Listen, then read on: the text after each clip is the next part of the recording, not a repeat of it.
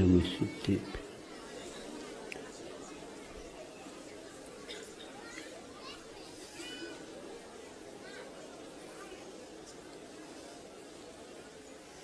नौ महीने तक माँ अपने गर्भ में शिशु का केवल पालन ही नहीं करती, किंतु भविष्य में जीवन काल में जो संस्कार उसके लिए आवश्यक है उन सबको वह अपने आहार, अपने पेय, अपने श्वास, अपनी भावनाओं के माध्यम से उसमें भरती रहती है।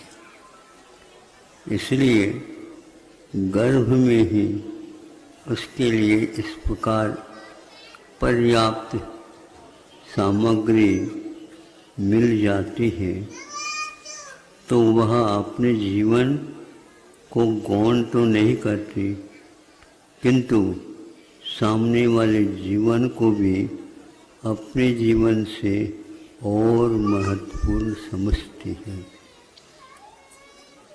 इसलिए यह सर्वप्रथम मनुष्य जीवन का अथवा कोई भी ऐसे समझदार जीवन का प्रारंभ में ही इस प्रकार शिक्षा प्रदान किया जाता है।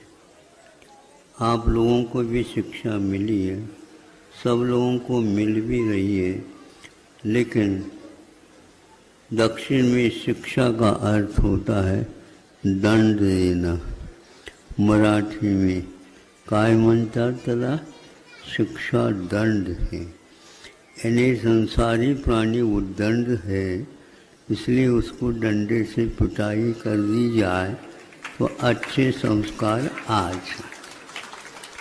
ऐसा ही कुंभकार भी करता है और ऊपर से ऐसे चोट मारता है, किंतु चोट मारते हुए भी अपने हाथ को संभाले हुए रहता है। वहाँ पर हाथ उसका रहता भीतर जहाँ पर खोट विद्यमान है। खोट भीतर से ही वह अपने स्पर्श ज्ञान से देख लेता है और ऊपर चोट मारता है। वह ये चोट न मारे तो वहाँ जल धारण करने की क्षमता उसकी नहीं आ पाएगी। ऐसा ही यह प्राथमिक जीवन सब संस्कारों के माध्यम से खोट निकल जाते हैं और उसके ऊपर भी यदि कोई व्यक्ति सोट देता है, सोट, तो भी वह अपने संगीत स्वरों में कहता है तुम कैसे भी परीक्षा कर लो, हमने तो अग्नि परीक्षा को भी, आग की नदी को भी पार करके आए। हमें अपने असंयम रूपी आग की नदी को पार करना है, इसलिए उस आग से नहीं डरना किंतु राग से डरना। ऐसे संस्कार हम लोगों के ऊपर बड़ों के द्वारा दिए जाते हैं। यह हमारी पात्रता के ऊपर आधारित है। अभी आप लोगों के कदम धीरे धीरे उठ रहे हैं। प्रभु से प्रार्थना करो हमें भागना नहीं है, क्योंकि जो जनता भाग नहीं पाती वो पीछे रह न जाए, इसलिए उसी की चाल में चाल बनाते हुए उनको भी साथ ले जाने का भाव हमेशा बने रहें। यानी साथ साथ होकर के बहुत कुछ काम किया जा सकता है। आज युग इससे ठीक विपरीत है। सारे देश इस ओर से हट कर के काम कर रहे हैं, किंतु भारत तो फिर भी संस्कारित है। उन संस्कारों के कारण वह अपनी प्राचीनता, इतिहास, संस्कृति को भूल नहीं पाया, लेकिन उस संस्कारों के ऊपर धूल अवश्य पड़ती जा रही है। उसको साफ करने का कर्तव्य हम कर लें, इसमें सब कुछ भविष्य सुधार विद्यमान है। और आज रविवार के दिन जो कि अवकाश प्राप्त था, शिक्षक दिवस मनाया जा रहा है।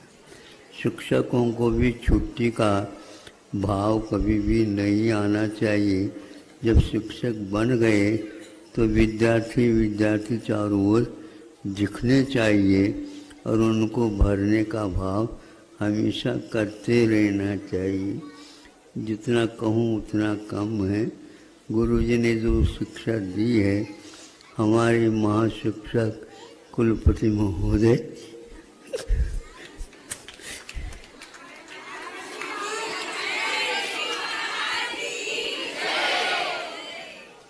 वृद्धावस्था में भी हम जैसे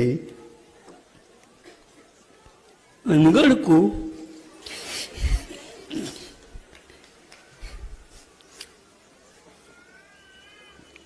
शिक्षा दिए दी, वह हमारे लिए वरदान सिद्ध हो। यही भावना हमारा सभी के लिए भी कहना है। शिक्षकों को कभी भी भूले नहीं, किंतु अपने बुरी आदतों को उसके माध्यम से भूलने का प्रयास करें।